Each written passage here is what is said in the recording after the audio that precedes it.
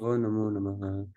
जय श्री कृष्ण चैतन्य प्रभु नित्यानंद, श्री अद्वैत गदाधर श्रीवासादि गौर भक्त वृंद। हरे कृष्ण कृष्ण कृष्ण हरे हरे, हरे राम राम राम हरे हरे। नमो विष्णुपादाय कृष्णपृष्ठाय भूतले, श्रीमते भक्तिवेदांत स्वामिन् इति नामिने। नमस्ते सारस्वते देवे गौरवाणी प्रचारिणे, निर्विशेष शून्यवादी पाश्चात्य देश तारिणे। हरे कृष्णा। हरे कृष्ण। तो कल हमने कंपैरिजन देखा था। कर्मी कर्मी में दो जो कर्मयोग में दो जो टाइप्स ऑफ कर्मयोग होते हैं, और भक्ति योग क्या होता है, तो किसी को याद है?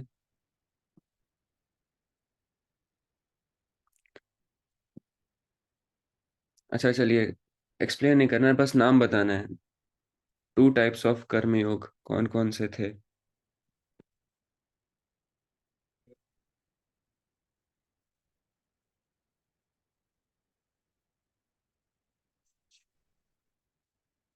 दो लेवल कर्मयोग के कौन बताएंगे?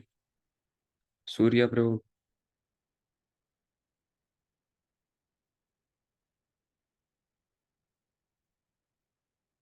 है याद किसी को?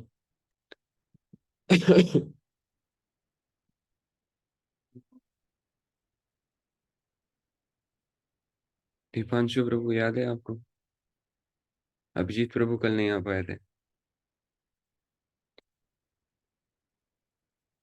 किसी को भी याद नहीं? सकाम कर्मयोग और निष्काम कर्मयोग, है ना? याद आ रहा है कुछ? जी। तो सकाम कर्मयोग में क्या था? व्यक्ति अपने एक्टिविटीज से अटैच था और रिजल्ट से भी अटैच था। ये समझ आया था आपको?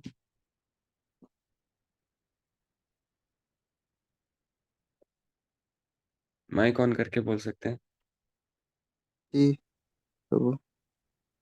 हाँ, कैसे कैसे क्या समझ आया था इसमें? वो निष्काम कर्म कर्म में जो कामना कामना रहती है, काम के प्रति अटैचमेंट रहती है, उसको उससे रहित कर्म करना पड़ता है। भगवान को स्मरण करके। और सकाम कर्म वो वो मुझे कुछ समझ में नहीं है अच्छे से। हाँ, तो फिर आप हाँ क्यों बोल रहे हैं? थोड़ा इसलिए जानता हूँ, इसलिए बोला। ठीक है। तो दो टाइप ऑफ कर्मयोग होते हैं, सकाम कर्मयोग, निष्काम कर्मयोग। जैसे यहाँ कोई जॉब करता है, नीरज, जैसे नीरज नीरज प्रभु सिविल इंजीनियर है, ठीक है। तो सकाम कर्मयोग निष्काम कर्मयोग ऐसे समझ सकते हैं कि किसी को सिविल इंजीनियरिंग पसंद है ना, कंस्ट्रक्शन पसंद है, डेवलपमेंट देखना पसंद है, तो ये एक उनकी अपनी पसंद हो गई, है ना? तो मैं सिविल इंजीनियरिंग जो एक्टिविटी है ना, एक उस एक्टिविटी से अटैचमेंट होता है, अपना पर्सनल अटैचमेंट। जैसे म्यूजिशियन को म्यूजिक से अटैचमेंट होता है ना, इंस्ट्रूमेंट्स बजाने से, उस एक्टिविटी से अटैचमेंट होता है। और रिजल्ट क्या है? रिजल्ट जो सैलरी मिल रही है ना, जो आपको क्रेडिट्स मिल रहे हैं, आपके अचीवमेंट्स के ऊपर आपको क्रेडिट्स मिल रहे हैं, लोग आपको जानने लगे, ये अचीवमेंट है। तो ये रिजल्ट है बेसिकली। तो एक्टिविटी हो गई सिविल इंजीनियरिंग, और रिजल्ट हो गया आपके अचीवमेंट्स, आपकी सैलरी, आपका नेम फेम। तो सकाम कर्म योग में जो भक्त होता है, वो अटैच्ड होता है अपने एक्टिविटीज में और अपने रिजल्ट से। निष्काम कर्म योग में क्या होता है? व्यक्ति रिजल्ट से डिटैच्ड हो जाता है, उसको रिजल्ट से मतलब नहीं है, बस एक्टिविटी से मतलब है। बस मुझे वो पर्टिकुलर टाइप ऑफ एक्टिविटी से अटैच्ड है, जैसे मुझे सिर्फ सिविल इंजीनियरिंग ही करनी है।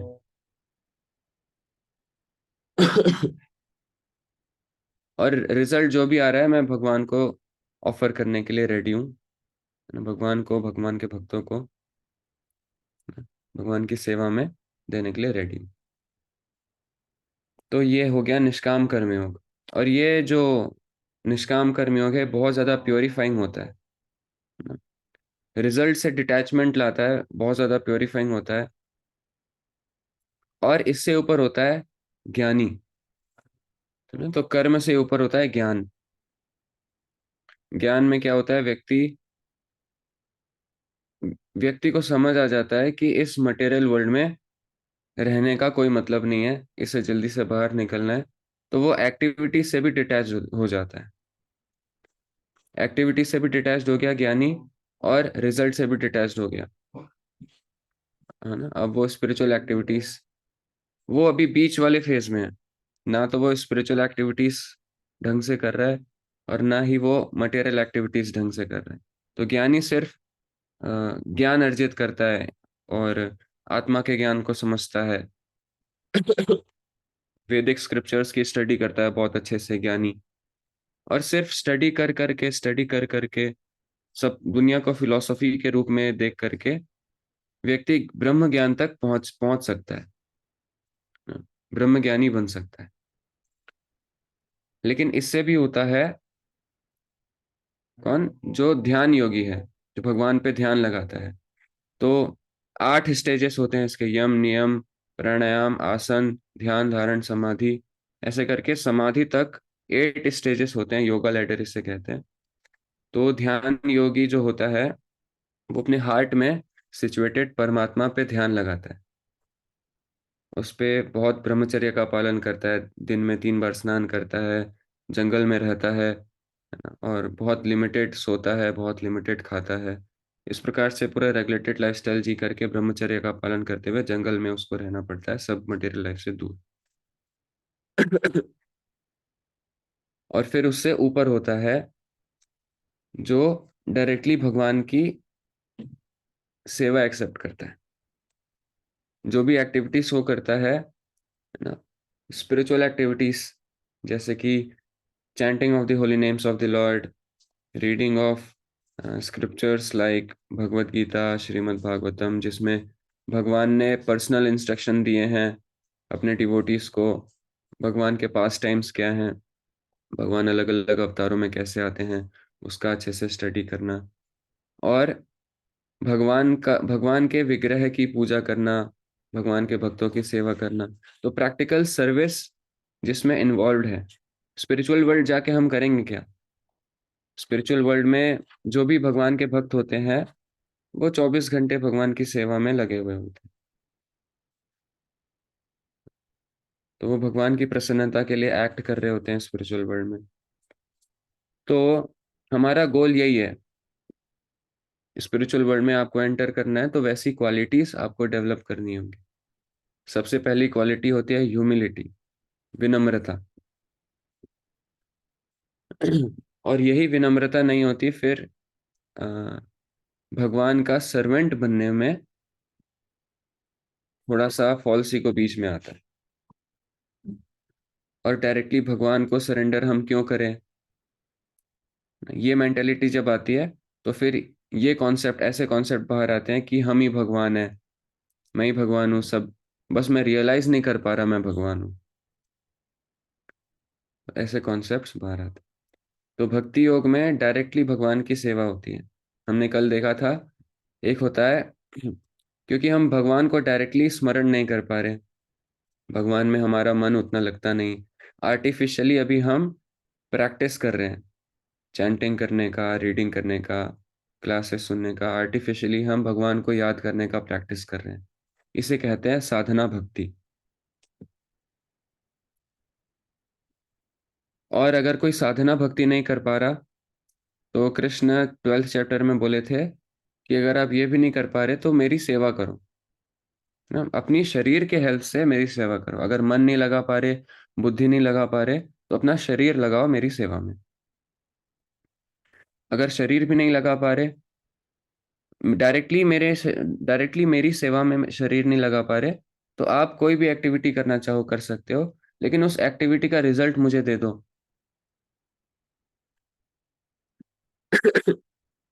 इस प्रकार से भगवान किसी को रिजेक्ट नहीं करते, सबको एक्सेप्ट करते हैं। भले कोई व्यक्ति भगवान के नामों का जप कर पा रहा है, नहीं कर पा रहा, भगवान रिजेक्ट नहीं किए अभी तक। बोले जो भी आप करना चाहते हो करो, रिजल्ट मुझे दे दो, ना। उसके बाद भी अगर रिजल्ट भी नहीं देना चाहते तो फिलंथ्रोपिक वर्क होते हैं, हॉस्पिटल चला लो, लोगों की सेल्फलेस थोड़ा बनने का प्रयास करो। सेल्फलेस बन के सोशल एक्टिविटीज कर सकते हो, जो इतना स्पिरिचुअल नहीं है लेकिन एक सेल्फलेस भाव तो लाता है कम से कम, उससे आपका प्योरिफिकेशन। और फिर साधना भक्ति कर करके जब हम बहुत पक्के हो जाते हैं, फिलोसफी में पक्के हो जाते हैं, फिर कौन सा स्टेज आता है, मननात्मिका भक्ति, जिसमें हम पूरे दुनिया को, जितने भी एक्टिविटीज चल रहे हैं ना, सबको हम फिलोसोफाइज करके देखते हैं, है ना। कोई उग्र कर्म कर रहा है, कोई बहुत डिस्ट्रक्शन फैला रहा है, तो उसको हम जो divine and the demoniac natures है उस पर्सपेक्टिव से देख सकते हैं। कोई अ, कोई दो कपल्स हैं आपस में यूनाइट कर रहे हैं, है ना, तो उसको हम देख सकते हैं कि ये पैशनेट जो मोड ऑफ है भगवान का, जो three modes of material nature है उसमें एक पैशन है, तो ये उनके ऊपर एक्ट कर रहा है, इसलिए ये लोग इस तरह से एक्ट कर रहे हैं। कौन सा श्लोक है वो? काम एषा क्रोध एषा रजोगुण समुद्भव, रजोगुण से काम और क्रोध दोनों उत्पन्न होते हैं, तो ये लोग रजोगुण से प्रभावित हैं, और ये इस तरह से जो प्रकृति के तीन गुण है इसमें फंसे हुए हैं, इस तरह से हम देख सकते हैं। तो सारी चीज को हम फिलोसोफाइज करके इस दुनिया में देखने लगते हैं। और हाईएस्ट स्टेज क्या है? व्यक्ति पूरी तरह से भगवान के स्मरण में लग जाता है। अभी तो हम आर्टिफिशियली प्रयास कर रहे हैं भगवान को याद करने का, लेकिन उस स्टेज में, हाईएस्ट स्टेज में, जिसे स्पॉन्टेनियस डिवोशनल सर्विस कहते हैं, रागानुगा भक्ति, स्पॉन्टेनियस डिवोशनल सर्विस में व्यक्ति ऑटोमेटिकली, उसको अलग से प्रयास नहीं करना पड़ता, ऑटोमेटिकली भगवान याद आते हैं, जबरदस्ती याद आते हैं। तो ये अलग अलग स्टेजेस थे,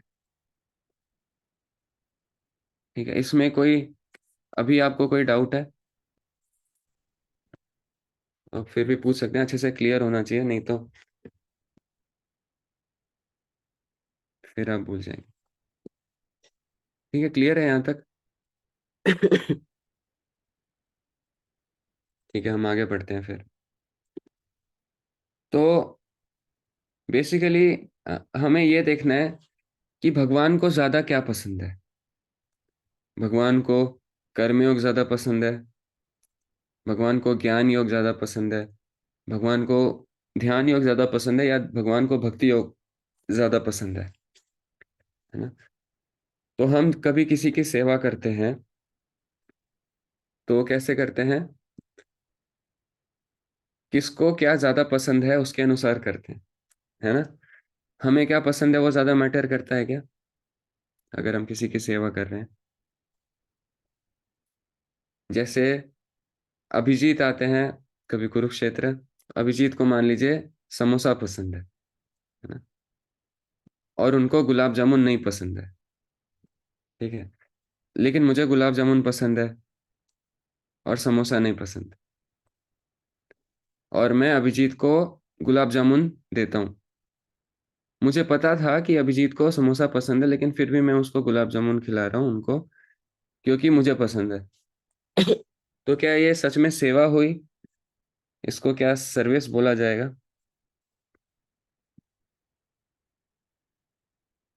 बताइए नहीं प्रभु जी। ना? ये तो अपने हिसाब से कुछ भी, अ, हम सामने वाले की पसंद को निग्लेक्ट करके अपने हिसाब से सामने वाले को चेप दे रहे हैं, तो ये उतना सेवा मेंटेलिटी में नहीं आएगा। अभिजीत, आप कुछ बोलना चाह रहे हैं? माइक ऑन नहीं आप? हाँ, हेलो हेलो। हाँ। अगर कोई मुझसे ट्रीट मांगे कि आज कुछ खिलाओ और वो नॉन वेज ही खाता है, हम्म। तो मैं क्या करूँ? तो इसमें तो उनकी सेवा ऐसे ही होगी ना कि आप नॉनवेज नहीं खिलाएंगे तो। क्योंकि अगर आप नॉनवेज खिलाएंगे तो आपको भी पाप लगेगा और उनको भी पाप लगेगा। तो वैसे देखा जाए तो ये तो डिससर्विस ही है, उनका डिग्रेडेशन ही हो रहा है। तो किसी को हम डिग्रेड करा रहे हैं तो बाहरी रूप से देखेंगे तो वो खुश होगा, लेकिन उसका डिग्रेडेशन हो रहा है। तो ये और दो क्वेश्चन।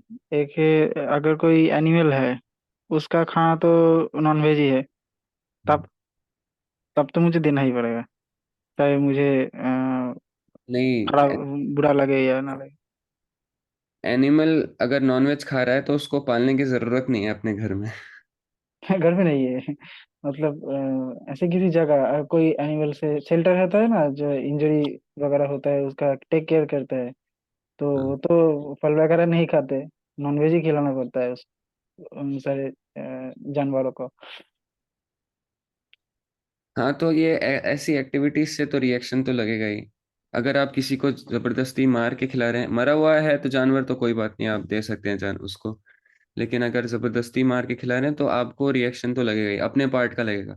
जानवर अगर खुद मार के खाएगा तो उसका उसको रिएक्शन नहीं लगेगा, लेकिन अगर आप मारेंगे जानवर को फिर उसको देंगे तो रिएक्शन लगेगा। और जो वेडिंग्स होता है, ब्याह वगैरह, तो ऐसे में तो अगर आप नॉनवेज नहीं खिलाओगे तो लोग तो बदनाम करते हैं बहुत, कि ये तो कंपलसरी है अगर विवाह, तो लोग इसे मुझे बहुत ही तंग करते हैं कि अभी तुम शादी कब करोगे, क्या तुम ही हमें नॉनवेज खिलाओगे विवाह में।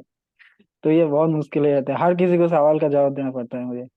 तो ये कर्मयोग में ये प्रॉब्लम तो होती है, क्योंकि हम मटेरियल एक्टिविटीज में इन्वॉल्व हैं, तो हमें मटेरियल वर्ल्ड के साथ डील तो करना ही पड़ेगा, है ना? तो हाउ टू डील विथ, ये कि प्रोग्राम अरेंज ही ना करो, एकदम मंदिर में जाके शादी कर लो। हाँ हाँ। मतलब इससे बेहतर है कि मंदिर में जाके शादी कर लो। एक्चुअली बंगाल में अभी बढ़ गया ना ये सब नॉनवेज वगैरह।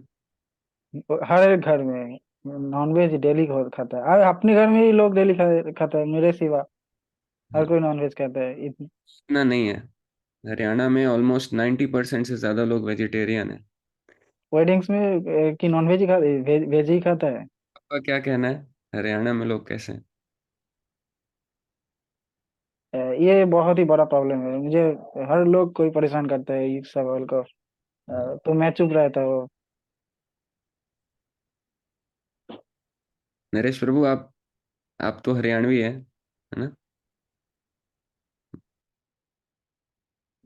ये नई प्रभु जी, राजस्थान से हूँ मैं। अच्छा, राजस्थान से। राजस्थान जैसे कल्चर है वहाँ पर नॉन वेज और शराब मांस का कुछ ऐसा है नहीं। राजस्थान भी बहुत अच्छी जगह है, ये राजस्थान, बहुत हरियाणा भी। पाकिस्तान। तो बेसिकली जो कर्मयोग कर रहा है उसके लिए रिस्क हमेशा ही रहता है, उसको ये सब डीलिंग्स करनी पड़ेगी और बहुत डिफिकल्ट सिचुएशंस आते हैं। लेकिन बेसिकली हमें अपने प्रिंसिपल से रिजिड रहना पड़ेगा। तो जो शादी वादी का भी जो कॉन्सेप्ट है, इसमें बहुत ज़्यादा खर्चा होता है।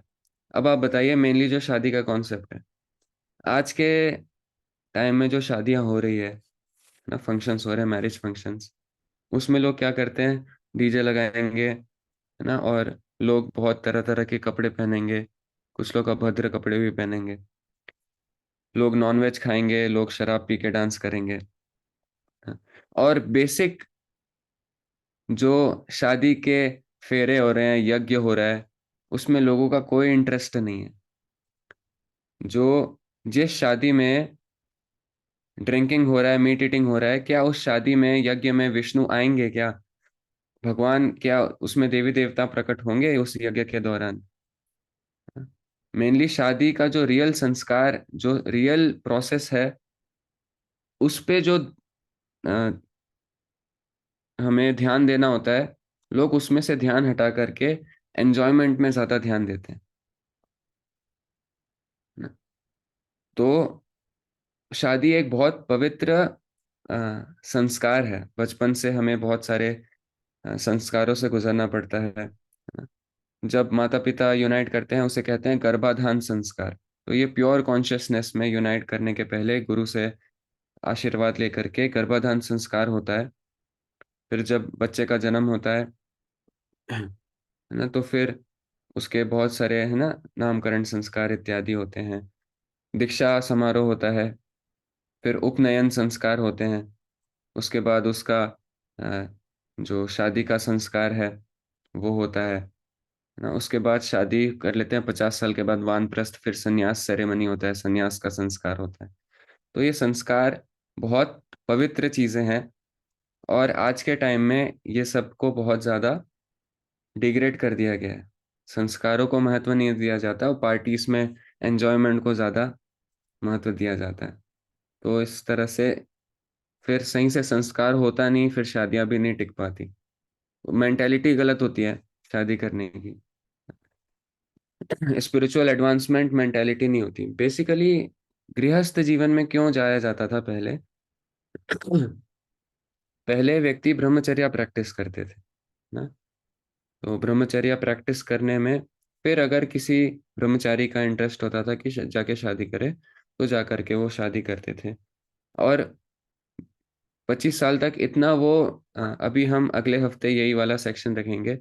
4 वर्ण होते हैं, 4 आश्रम होते हैं, और इसका क्या महत्व है इसके ऊपर हम डिटेल में अगले हफ्ते डिस्कस करेंगे, 4 दिन तक। तो ये बहुत बड़ी रिस्पॉन्सिबिलिटी होती है गृहस्थ आश्रम। आप सुनेंगे नहीं कि सनातन धर्म में किसी डाइवोर्स नाम का कोई शब्द एग्जिस्ट भी करता हो संस्कृत में। संस्कृत में तो डाइवोर्स शब्द ऐसा कुछ है नहीं, है ना। बाकी जगह होगा तलाक तलाक तलाक, है ना, और डाइवोर्स इंग्लिश में ब्रिटिश। तो लेकिन सनातन धर्म में ऐसा कोई चीज नहीं है। एक बार शादी हो गई, एक बार गुरु से दीक्षा ले ली, तो गुरु चेंज नहीं कर सकते, है ना। अगर गुरु गुरु अ, सही डायरेक्शन दे रहे हैं, हमें चीट नहीं कर रहे, तो जबरदस्ती गुरु हम चेंज नहीं कर सकते। उसी प्रकार से शादी में, है ना, हम अगर किसी से शादी कर लिए हैं तो उसे रेस्पॉन्सिबिलिटी हमें लेनी होती। डाइवोर्स नाम का कोई शब्द नहीं। ठीक है, हम आगे बढ़ते हैं, आज का स्टार्ट करते हैं। रिवीजन में बहुत समय चला गया। तो बेसिकली मैं ये समझाना चाह रहा था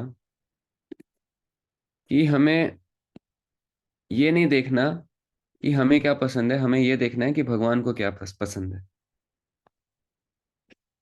तो यहाँ से हम रीड करेंगे आज।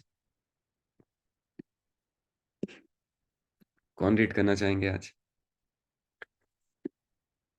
जल्दी जल्दी जल्दी कर लीजिए, फास्ट। कृतिक बस, आप कर लीजिए।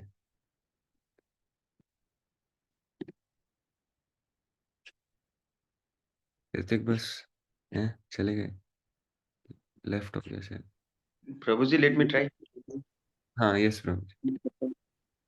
Hare Krishna. Real pleasure is Krishna, whereas material pleasure, which is temporary, it is not actual.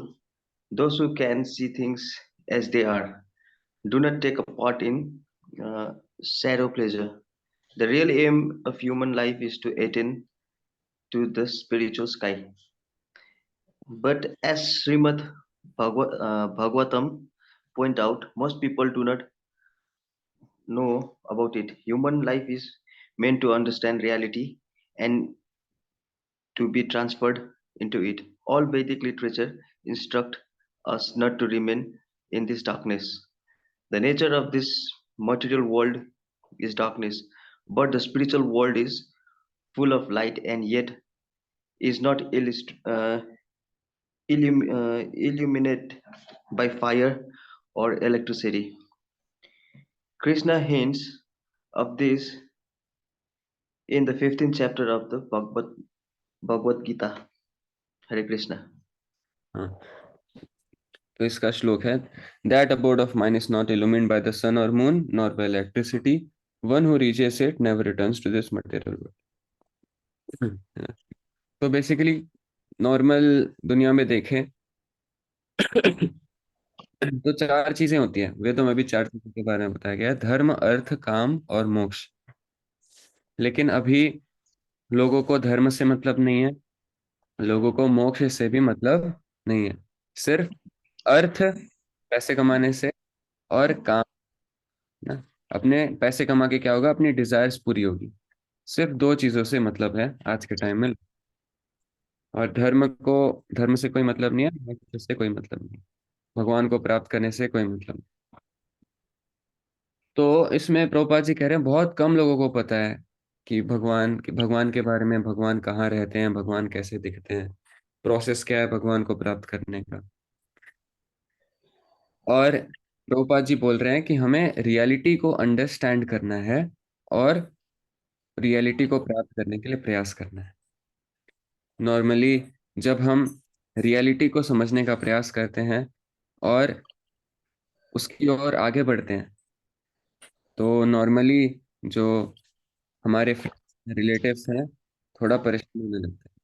वो कहते हैं कि अपने जिम्मेदारियों से आप भाग रहे हो, ये जो रेस्पॉन्सिबिलिटीज है उससे आप भाग रहे हो, है ना। जो रियलिटी है, आप रियलिटी से दूर भाग रहे हो।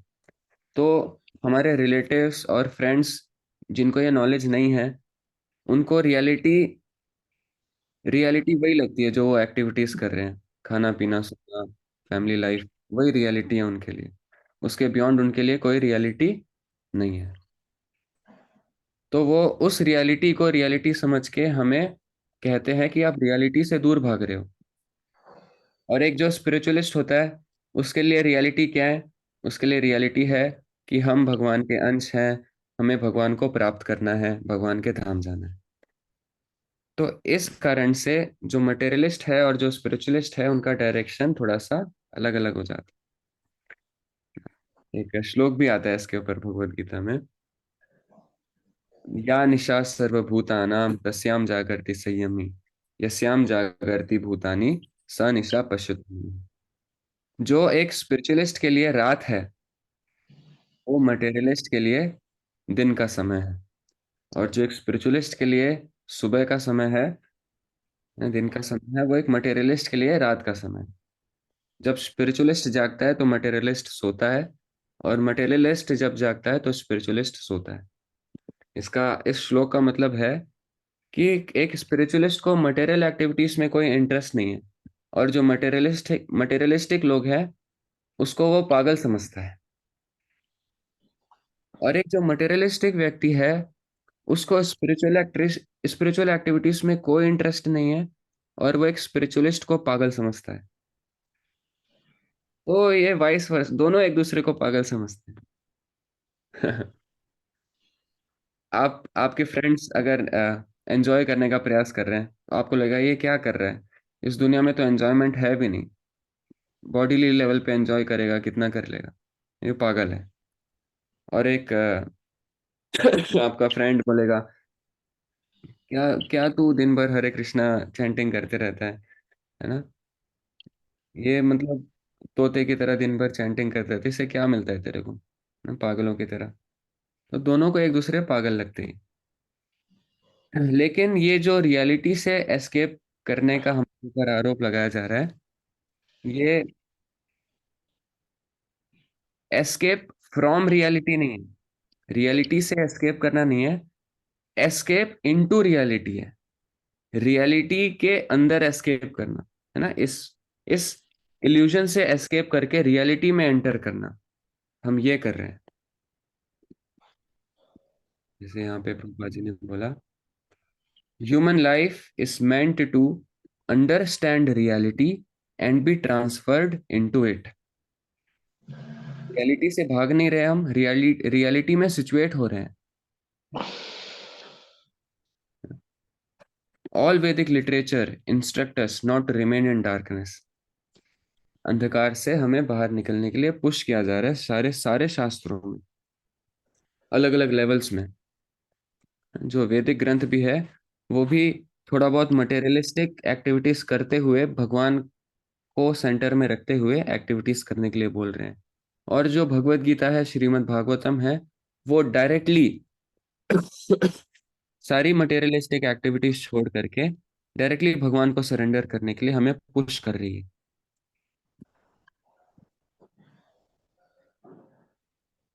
क्यों?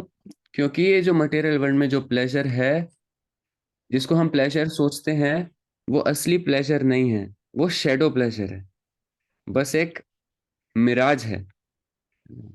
जो डेजर्ट में मिराज होता है, दूर से देखेंगे आपको लगेगा कि पानी का स्रोत है, लेकिन पास जाके देखेंगे तो ये बस रिफ्लेक्शन था।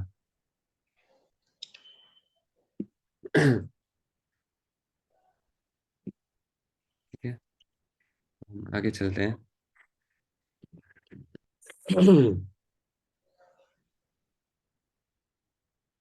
The spiritual world is called unmanifested because it cannot be perceived by the material senses. भगवान का नाम, एक नाम ये भी है अक्षरा। अक्षरा मतलब जो हमारे मटेरियल सेंसेस से हम अ, देख नहीं सकते, उनको महसूस नहीं कर सकते।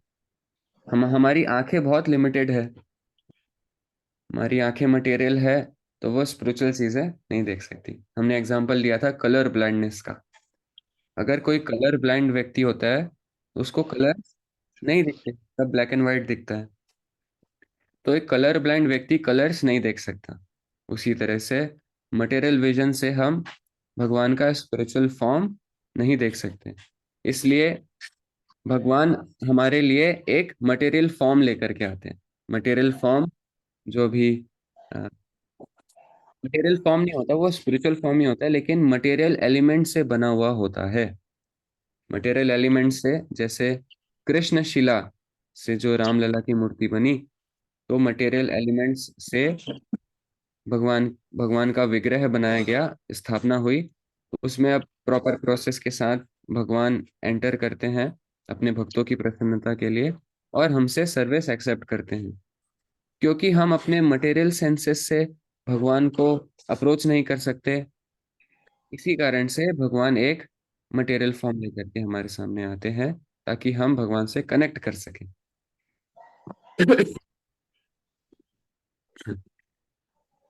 अव्यक्तो अक्षर इति उक्तस्। ना, अव्यक्त भगवान, और भगवान का धाम अभी अव्यक्त है हमारे लिए, अनमैनिफेस्टेड। अक्षर इति उक्तस्, अक्षर है। आहुः परमां गतिम यम प्राप्य न निवर्तन्ते तद्धाम परमम्। जो भगवान को एक बार प्राप्त कर लेता है तो वो वापस नहीं आता। ये सिर्फ वन टाइम प्रोसेस। एक बार आपने गलती कर दी और एक बार भगवान को वापस प्राप्त कर लिए। हम सब भगवान को छोड़ के आए इधर सेपरेट एंजॉयमेंट करने के लिए, लेकिन हम वापस सुधरना चाह रहे हैं, वापस से हम भगवान को प्राप्त करना चाह रहे हैं, भगवान की सेवा करना चाह रहे हैं। तो हम भगवान को प्राप्त करेंगे फाइनली, और फिर हमें वापस आना नहीं पड़ेगा। ये पैराग्राफ अभी कोई पढ़ना चाहते हैं? नीरज प्रभु, आप ही पढ़ सकते हैं। Hare Krishna, Prabhu. The great journey is indicated in this verse. We have to be able to pretend our space, traverse the material universe, penetrate its covering, and enter the spiritual sky. Param Gitam.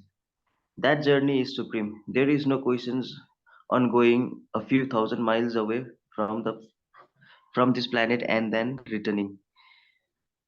This story of journey is not very heroic. We have to penetrate the whole material universe. This we cannot do by spaceship, but by Krishna consciousness. One who is absorbed in Krishna consciousness and who, at the uh, time of death, thinks of Krishna is not one transferred there. If we at all want to go to and cultivate eternal blissful life full of knowledge, we will have to begin now to cultivate a Sasadik Ananda body. It is said that Krishna has a Sasadik Ananda body. Is Vara Parama Krishna Sasadik Sachitananda Vigraha. And we also have a similar body of eternity, knowledge, and bliss. But it is very small and is covered by the dress of matter. If somehow or other we are able to give up this false dress, we can reach that spiritual kingdom. If one we can attain spiritual world written is not necessary. Yam praya na nivartane. हाँ। यहाँ प्रभुपाद जी उनका जो लोग space करके moon जाते हैं फिर वापस आ जाते हैं या वापस तो उन लोगों को बोल रहे हैं कि ऐसे स्पेसशिप से हम ट्रैवल कर ही नहीं सकते बाहर की दुनिया में। हमें क्या चाहिए? हमें या तो स्पिरिचुअल स्पेसशिप्स हो या तो कृष्णा कॉन्शियसनेस। आप देखेंगे जो बहुत बड़े बड़े योगी होते हैं वो अपनी बॉडी कब लीव करते हैं? जब कुछ स्पेशल मोमेंट होता है उस मोमेंट पे का इंतजार करते हैं। जैसे उत्तरायण आता है, उत्तरायण, मकर संक्रांति, तो ये बहुत ऑस्पिशियस मोमेंट होता है जब बहुत सारे योगीस अपनी बॉडी लीव करते हैं। ब्रह्मरेंद्र यहाँ से अगर बॉडी लीव करते हैं तो आप जिस भी डेस्टिनेशन में जाना चाहें उस डेस्टिनेशन में आप जा सकते हैं अपनी इच्छा अनुसार। वैसे मृत्यु के समय अगर अंत काले चमामेवा स्मरण मुक्त्वा कलेवरम, अगर हम होल लाइफ अगर हम स्पिरिचुअल एक्टिविटीज करते हैं तो आखिरी में संभवतः हमें भगवान का स्मरण होगा। अगर होल लाइफ आप बिजनेस करेंगे तो मृत्यु के समय आपको बिजनेस याद आएगा। अगर होल लाइफ आप किसी वुमेन से अटैच रहेंगे तो आपको अंत समय में अपने वुमेन रिलेटिव्स ये सब याद आएंगे। तो जो भी एक्टिविटीज आप करते हैं वो हमारे कॉन्शियसनेस में बहुत बड़ा इफेक्ट डालता है। और हमें अपने कॉन्शियसनेस को अगर स्पिरिचुअल करना है तो हमारी एक्टिविटीज भी स्पिरिचुअल होनी चाहिए, हमारा खाना पीना स्पिरिचुअल होना चाहिए, सारी एक्टिविटीज स्पिरिचुअल एक्टिविटीज होनी चाहिए। तब जा करके हम अंत अंत में भगवान का स्मरण कर पाएंगे।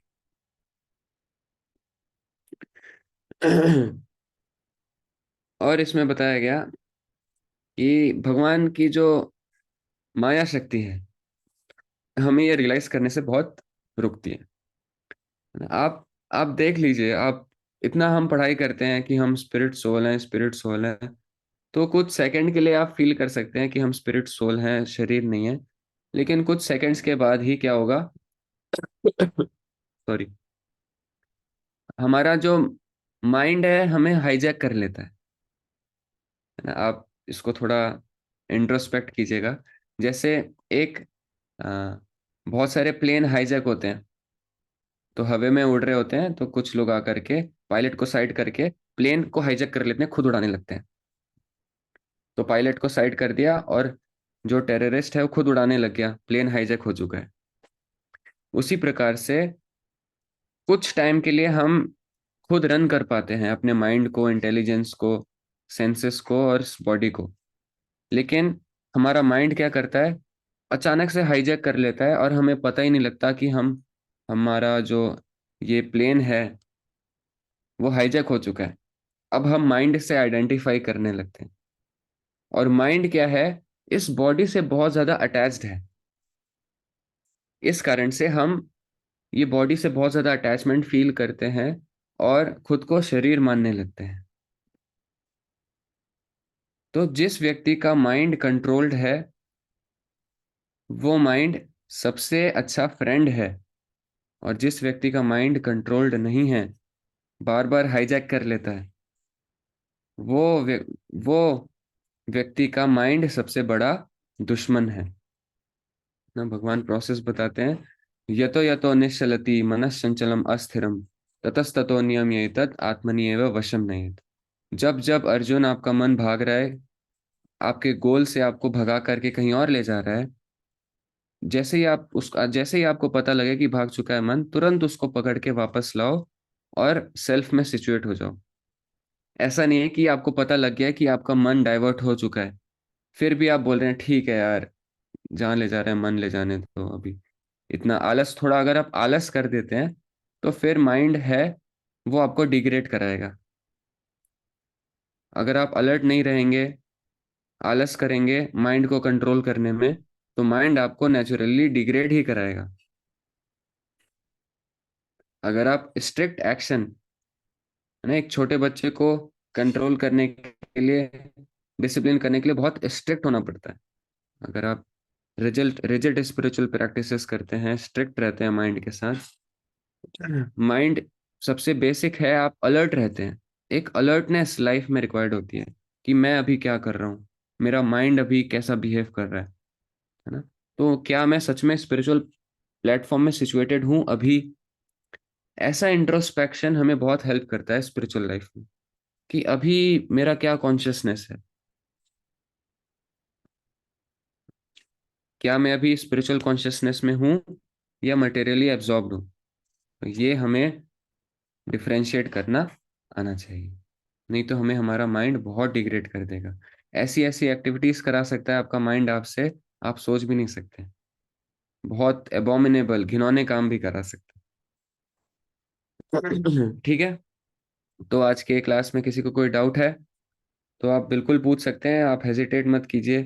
सकाम कर्मयोग, निष्काम कर्मयोग, जो भी एक्टिव, जो भी चीजें हैं, अगर मुझे नहीं आता तो मैं पता करके बताऊंगा आप। ठीक है, सूर्या प्रभु। हरे कृष्णा प्रभु जी। हाँ, यस प्रभु। हरे कृष्णा। हरे कृष्णा। मेरा क्वेश्चन था कि स्पिरिचुअल लाइफ और मटेरियल लाइफ दोनों जो है बैलेंस करके चल सकते हैं क्या हम एक साथ? हाँ हाँ, चल सकते हैं, लेकिन जो मटेरियल लाइफ है उसमें हमें बहुत ज्यादा अटैच्ड और एब्जॉर्ब नहीं हो जाना ना। इतना मटेरियल लाइफ जी लिया कि स्पिरिचुअल लाइफ भूल गए। बस ये हम इसको हमें बस बैलेंस करना सीखना होता है। हाँ तो वही वही पूछ रहा हूँ मैं, जब मटेरियल लाइफ में रहेंगे तो फिर जो उसके डिजायर तो रहेंगे ही सही, फिर मटेरियल लाइफ क्या वो स्पिरिचुअल लाइफ से पूरे हो जाएंगे? वही है, हमें प्रयास करते रहना है कि हम ज्यादा अटैच ना हो। अटैचमेंट, अगर आप अच्छे से चैंटिंग कर रहे हैं ना, रोज सुबह हम्म। आप आते ही हैं, अगर आप अच्छे से चैंटिंग कर रहे हैं तो भगवान एश्योर करते हैं। और कभी भी आप ना अटैच हो जाएंगे ना किसी मटेरियल हम्म। एक्टिविटी, तो आप बहुत परेशान हो जाएंगे। आपका हार्ट बहुत ही एजिटेटेड हो जाएगा, माइंड एजिटेटेड हो जाएगा, क्योंकि हम खुश रह ही नहीं सकते मटेरियल चीजों से अटैच होकर के। माइंड हमारा कंट्रोल नहीं रह सकता। और जैसे ही आप खुद को इंट्रोस्पेक्ट करोगे, आपका माइंड बहुत ज्यादा अनकंट्रोल्ड, बहुत ज्यादा हो गया है, बहुत ज्यादा आप दुखी हो रहे हैं, तो होपफुली, मतलब अ, आप किसी ना किसी चीज से अटैच्ड हो गए हैं। तो ये आइडेंटिफिकेशन होता है। तो बैलेंस आप इस तरह से चल सकते हैं ताकि आप अटैच भी ना हो, है ना। गाइडेंस में चल सकते हैं आप। वही बोला गया कि अगर आप गाइडेंस में चलते हैं तो आपकी जो मटेरियल एक्टिविटीज है वो भी स्पिरिचुअल बन सकती है ना। अगर आपके जो मेंटर हैं, हम्म। अगर वो कहते हैं कि पढ़ाई करो, तो पढ़ाई करना भी स्पिरिचुअल एक्टिविटी है ना। जी। ठीक। तो बेसिकली इसमें कॉन्सेप्ट यही आ जाता है कि हम अपने हैप्पीनेस के लिए एक्टिविटीज ना करें और अपने गुरु पे डिपेंडेंट रहें। तो गुरु का जब कॉन्सेप्ट आता है तो गुरु हम सबका बेनिफिट ही चाहते हैं, एक्सप्लॉइट करना तो नहीं चाहते हैं। वो हमारे इमोशनल नीड्स, साइकोलॉजिकल बिहेवियर को समझते हैं और उसके हम्म। अकॉर्डिंग हमें इंस्ट्रक्शंस देते हैं। वो हमें फोर्स नहीं करते सब कुछ छोड़ने के लिए, लेकिन लेकिन हमें बहुत ज्यादा वो मटेरियली एब्जॉर्ब भी नहीं होने देते। तो एक बैलेंस्ड लाइफस्टाइल हम गाइडेंस में ऑफ कोर्स हम प्रैक्टिस कर सकते हैं। ठीक है। युक्ताहार विहारस्य युक्तचेष्टस्य कर्मसु युक्तस्वप्नावबोधस्य योगो भवति दुःखः। तो इसमें रेगुलेटेड लाइफस्टाइल भगवत गीता में रिकमेंड किया गया है। ठीक है। जी, धन्यवाद प्रभु जी। हरे कृष्ण। गौरांश प्रभु। हरे कृष्ण प्रभु जी। हरे कृष्णा। प्रभु जी मुझे आपसे ये पूछा, प्रभु जी ये धर्म और अर्थ के बीच में क्या रिलेशन होता है और ये होते क्या निकालना। हाँ, तो धर्म तो यही हो गया है ना, ब्राह्मण क्षत्रिय वैश्य शूद्र गृहस्थ ब्रह्मचारी वानप्रस्थ संन्यास। तो अगर कोई क्षत्रिय है तो क्षत्रिय का बहुत सारा धर्म होता है कि प्रजा की रक्षा करनी है, प्रजा को एक्सप्लॉइट नहीं करना। और इसमें इसमें जो प्रजा है वो सारी चीजें आ जाती है, इंसान के साथ लेकर के जानवर तक, है ना। जान प्रजा मतलब सारे लिविंग एंटिटीज, जो भी लोग हैं, इवन पेड़ पौधे। तो एक क्षत्रिय का अपना धर्म होता है, वो अपना धर्म निभाते हुए वो अर्थ, है ना, पैसे कमाता है, धन अर्जित करता है, टैक्स कलेक्ट करेगा। लेकिन धन का क्या करेगा वो, उसका क्षत्रिय क्षत्रिय का जो धर्म होता है वो टैक्स कलेक्ट करना होता है। लेकिन टैक्स कलेक्ट करके क्या करना है, टैक्स कलेक्ट करके उसको जिससे कलेक्ट किया उसी के बेनिफिट के लिए वापस यूज कर देना, डेवलपमेंट के लिए, फैसिलिटीज प्रोवाइड करने के लिए सही तरीके से। तो क्षत्रिय खुद के एंजॉयमेंट के लिए टैक्स कलेक्ट नहीं करना चाहिए। आज के टाइम में देखेंगे टैक्स कलेक्ट करते हैं तो फिर उसमें फिर करप्शन होता है, अपने एंजॉयमेंट के लिए पैसे इकट्ठे किए जाते हैं। तो टैक्स कलेक्ट करना अ, प्रजा की बेनिफिट के लिए ही होता था, कि इक्वली रूप से सबको बेनिफिट किया जा सके ना, क्राउड फंडिंग का कॉन्सेप्ट। तो क्षत्रिय का धर्म है जैसे, तो अपना धर्म निभाते हुए वो जितना भी अ, पैसा इकट्ठा किया, तो अर्थ, तो धर्म निभाते हुए अर्थ कमाया जाता था पहले। फिर जो पैसे आते थे तो उसको बेसिक अगर कुछ चाहिए, नीड चाहिए, है ना, अपने कुछ डिजायर्स होते हैं क्षत्रिय के, तो उसको पूरा कर सकता है वो। ठीक है। तो उस तरह से काम, जो उसके डिजायर्स हैं, पैसा आ गया तो अपने डिजायर्स पूरे करना, वो काम हो गया। और फिर फाइनली पहले लोग अ, मोक्ष के प्रति भी इंक्लाइंड होते थे, धर्म अर्थ काम। तो काम बहुत सारे डिजायर्स हैं, पूरी कर करके जब व्यक्ति अ, परेशान हो जाता था तब फिर वो मोक्ष के लिए इंक्वायर करता था कि अब छोड़ो ये सब, अब हम राजपाट छोड़ करके अब मोक्ष प्राप्त करेंगे, उसके लिए वो निकल जाते थे। तो ये धर्म अर्थ काम मोक्ष, ये एक ग्रेजुअल प्रोसेस था व्यक्तियों को एलिवेट करने के लिए। ठीक है। ठीक प्रभु जी, शुक्रिया प्रभु जी।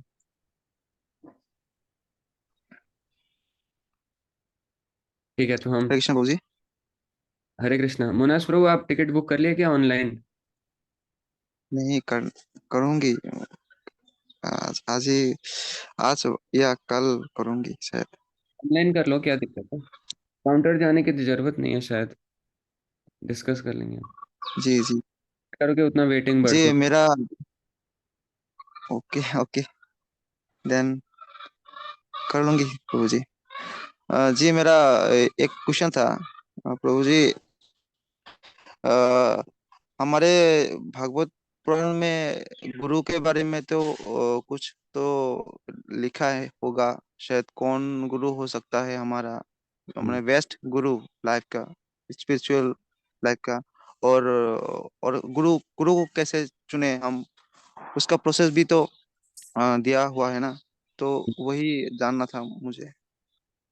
हाँ, तो गुरु में बेसिकली हमारे शास्त्रों में दिया है कि ये जरूरी नहीं है कि गुरु सेल्फ रियलाइज्ड हो।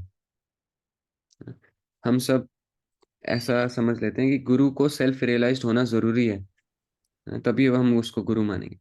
लेकिन सेल्फ रियलाइज हो तो बहुत अच्छी बात है, लेकिन ये जरूरी नहीं है कि गुरु सेल्फ रियलाइज्ड हो। अगर गुरु अगर आपको सही रास्ता दिखा रहे हैं, सही रास्ता कैसे पता लगेगा? जो गुरु हैं आपके, अपने गुरु को 100% अगर फॉलो करते हैं, अगर कोई गुरु है, अपने गुरु को अगर 100% फॉलो करते हैं, और जो प्रॉपर परंपरा में है, कौन कौन सी परंपरा होती है, ये चार वैष्णव संप्रदाय होती है, उसमें किसी संप्रदाय में है, और परफेक्टली वो अपने अपना मन गढ़ंत कुछ नहीं बता रहे, है ना, अपने इंटरप्रिटेशन कुछ नहीं, कुछ नया निकाल के नहीं ला रहे, है ना, जैसा परंपरा में आ रहा है वैसा सेम टू सेम आपको बिना चीटिंग के बता रहे हैं, तो हमें तुरंत एक्सेप्ट कर लेना चाहिए, और साथ में खुद भी पालन कर रहे हैं, खुद भी प्रयास कर रहे हैं उसको पालन करने का, और उनको बहुत एक्सपीरियंस्ड है कैसे अपने डिसाइपल को एंगेज कर सकते हैं भगवान की सेवा में। डिसाइपल को, एक गुरु बहुत एक्सपर्ट होता है अपने डिसाइपल को, डिसाइपल के नेचर को समझने में, कि मेरे डिसाइपल का नेचर क्या है, उसकी मेंटेलिटी कैसे है, कैसे उसके साथ डील किया जा सकता है, कैसे उसको एलिवेट कराया जा सकता है स्पिरिचुअल कॉन्शियसनेस में, उसके नेचर के अकॉर्डिंग कैसे उसे एंगेज करा सकते हैं स्पिरिचुअल एक्टिविटीज में। साथ में गुरु की क्वालिटीज भी आती है ना, वाचो वेगम मनसा क्रोध वेगम जिह्वा वेगम उदर उपस्थ वेगम एतान वेगान यो विषहेत धीरः सर्वाम अपि माम पृथ्वीम स शिष्यति। वो व्यक्ति पूरे पृथ्वी को शिष्य बना सकता है, कौन? अगर किसी के अ, वाणी में संयम है, वाचो वेगम, किसी को बोलने में संयम है। इस दुनिया में हर व्यक्ति बोलना चाहता है, अगर कोई व्यक्ति अपने टंग पे कंट्रोल कर लेता है, वाचो वेगम, मनसा, माइंड को कंट्रोल कर पाता है, क्रोध वेगम, अपने एंगर को कंट्रोल कर पाता है, जीवा वेगम, अपने टंग को अच्छा अच्छा खाना पसंद है उसको कंट्रोल कर पाता है, उदर, अपने भूख को कंट्रोल कर पाता है, और उपस्थ वेगम, अपने जेनिटल्स को कंट्रोल कर पाता है, सेक्सुअल अर्जेस को कंट्रोल कर पाता है। वो सेल्फ कंट्रोल्ड व्यक्ति पूरे पृथ्वी को शिष्य बनाने के योग्य है। तो इस प्रकार से बहुत सारे गुरु के क्वालिटीज हैं।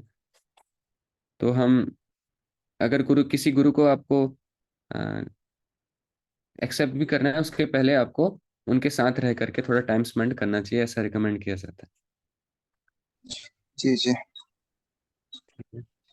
अभी क्लासेस होंगी इसके ऊपर, आपको टेंशन की जरूरत नहीं है। ठीक है। थैंक यू प्रभु जी। हरे कृष्ण। हाँ अभिजीत प्रभु, क्या हो गया? तो गुरु गुरु मिलेगा कैसे? प्रॉपर संप्रदाय होते हैं वैष्णव संप्रदाय, गौड़ीय वैष्णव संप्रदाय, निम्बार्क संप्रदाय, श्री संप्रदाय, है ना, तो तो संप्रदाय हम, हाँ, आप जब जाएंगे ना कैंप्स में, तो आपको ऐसे बहुत सारे सेल्फ रियलाइज सोल से मिलने का मौका मिलेगा, और प्रॉपर हम आपको बता देंगे कैसे कैसे क्या क्या होता है। ठीक है। और अभी अगर कोई गुरु मतलब असत है तो क्या करेंगे? अब उससे दीक्षा ले लीजिए, बट वो इंसान हाँ, शास्त्रों में ऐसे वर्णन, अच्छा नहीं है तो शास्त्रों हो में सकता वर्णन, है करप्ट हो गया। अभी ठीक है, अगर बस कुछ समय बाद वो करप्ट हो गया, तब हाँ भ्रष्ट हो गया जो है, तब हाँ, हम क्या करेंगे? भ्रष्ट हो गए, तो उसमें वही आता है, शास्त्रों में बलि महाराज का वर्णन आता है। तो बलि महाराज के गुरु कौन थे? शुक्राचार्य। तो जब भगवान आते हैं वामन देव के रूप में बलि महाराज से 3 पग भूमि मांगने के लिए, सुना है आपने स्टोरी? हाँ हाँ। तो शुक्राचार्य क्या बोलते हैं? ये विष्णु है, तुमको धोखा दे रहा है, इसकी बात मत मानो। तो बलि महाराज जब सुनते हैं अपने गुरु से कि वो विष्णु की सेवा करने से बलि को रोक रहे हैं, तो बलि महाराज वहां पे अपने गुरु की बात नहीं मानते।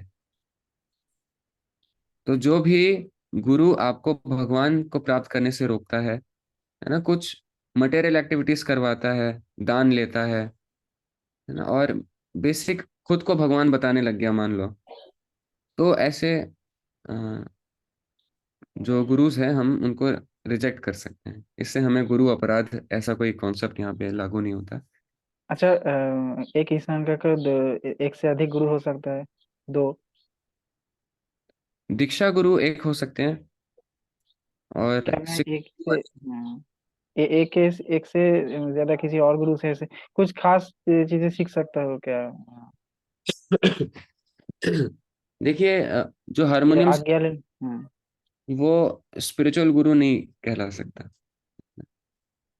लेकिन जो स्पिरिचुअल नॉलेज, बेसिक कॉन्सेप्ट ये है कि दीक्षा हम एक गुरु से लेते हैं ना।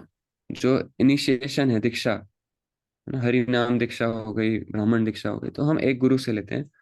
और अगर आपको नॉलेज नॉलेज आपको कल्टीवेट करना है और गुरु से आप मिल नहीं पा रहे, तो आप गुरु से ही परमिशन लेकर के आप कोई एक शिक्षा गुरु एक्सेप्ट कर सकते हैं, जिससे आप शिक्षा अच्छा। ले सकते हैं। अच्छा, परमिशन लेना होगा।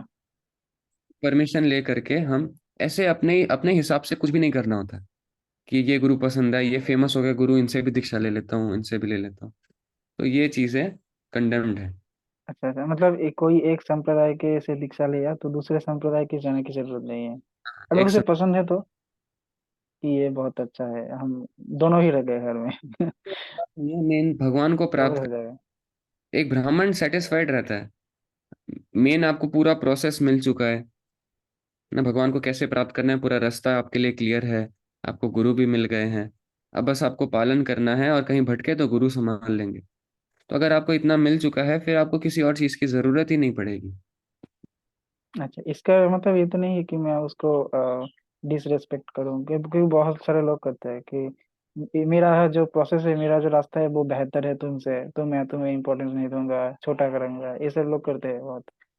हाँ, तो ये अपने हाँ। मन हिसाब से चलना सबको पसंद आता है, अपने हिसाब से चलना। लेकिन जब गुरु एक्सेप्ट कर लेते हैं, तो गुरु के हिसाब से चलना होता है, और क्योंकि इस ये कर हाँ, नहीं पाते। सही। तो एक और क्वेश्चन है कि ये शिक्षा दान, शिक्षा धर्म और दक्षिणा, इसके ऊपर थोड़ा सा चर्चा कर देंगे विस्तार से तो बहुत अच्छा होगा। हाँ जी प्रभु, इसके ऊपर भी जानना जरूरी है। तो हम जो दान देते हैं वो ब्राह्मणों को दान देना चाहिए जो स्पिरिचुअल एक्टिविटीज में एंगेज्ड है। शिक्षा और दान क्यों कहते हैं, शिक्षा दान करना? का दान मतलब जैसे कोई गुरुकुल होते हैं, तो गुरुकुल में पैसा नहीं लिया जाता है ना? गुरुकुल में जो बच्चे रहते हैं उनसे पैसा नहीं लिया जाता, तो और फ्री में नॉलेज दी जाती है, शिक्षा दान। तो जो टीचर्स होते हैं वो जो पेड में मतलब फीस लेते हैं, तो वो तो अलग हो गया है। हाँ वो तो अलग हो गया, वो तो तो ये क्या गलत है? नहीं, मतलब सिर्फ मतलब इंटेंशंस पे बहुत ज्यादा ये डिपेंड करता है। इंटेंशंस क्या है टीचर के, क्या वो सिर्फ पैसे कमाने के लिए पढ़ा रहा है, या फिर सच में वो बच्चे का भला चाहता है इसलिए पढ़ा रहा है ना। और अच्छा आज। असली है ये भी हाँ बताओ ना, जैसे आप पेंटिंग भी कराते हैं स्टूडेंट्स को, हाँ हाँ। तो आप थोड़ी बहुत पेंटिंग्स भगवान सेंटर्ड, भगवान के सेंटर्ड भी आप सिखा बिल्कुल। सकते हैं। तो अगर सिर्फ दान करने के इंटेंशन से करेंगे तो क्या होता है, तो लोग आते नहीं है आपके पास, क्योंकि आप पूरा दूसरा रास्ता दिखाते हैं। इसलिए मेरा स्टूडेंट बहुत कम है, क्योंकि मुझे वो सारी चीजें कराता ही नहीं हूँ जो उसको मेटेरियलिस्टिक बना देता है, ठीक है। और बाकी सारे लोग तो बोलते हैं और कि करो ना, तुम्हें क्या फर्क पड़ता है, जो जैसा चाहते चाहता है वैसा करो, सिखा दो, तुम्हें तो फीस मिलेगा ना ज्यादा से ज्यादा। ये इसलिए मैं तो नहीं कराता इसलिए। ये अलाउड है, आप सिखा सकते हैं, नेचर को, नेचर सीनरी बनाना सिखा सकते हैं, जो भी आप है। नहीं नहीं, मैं बता रहा हूँ कि वो ऐसे ही मुझे बताता है कि तुम्हें तो फीस का मतलब है। तुम ज्यादा अच्छा। से ज्यादा फीस कलेक्ट करो तो लोग जैसे भी सीखना चाहे वो सीख लेंगे, उसका मतलब मैटर है। हाँ। लेकिन मुझे उसका भला करना है, तो भला करने के लिए मुझे रास्ता दिखाना पड़ता है, ये करो वो करो। हाँ आप कुछ भी चीज कर लो, अच्छे से अच्छा काम, फीस भी नहीं लोगे तो लोग आपको कहेंगे कि ये तो फ्री का काम करता है, कुछ आता नहीं इसको। हाँ। तो आप कुछ ठीक। भी करो, चार लोग तो कहने आएंगे ही आपको, है? तो आप इस पे ज्यादा ध्यान मत दिया कीजिए कि लोग क्या कहते हैं, वो मैटर ठीक। नहीं। अगर आप कुछ एकदम आइडियल चीज भी कर रहे हैं, तो चार लोग तो कहने आएंगे। जैसे राम मंदिर भी खुला, तो कितने सारे अलग अलग प्रकार के लोग बाहर आए। ठीक। ठीक है। ये कर रहा है, कुछ लोग बोल रहे हैं एक ये मिनट एक मिनट बहुत सारे उल्टे सीधे कमेंट्स क्लास दिए। करছি। ठीक है, हम यहाँ हाँ पे thank you. Okay. Krishna Prabhu ji. end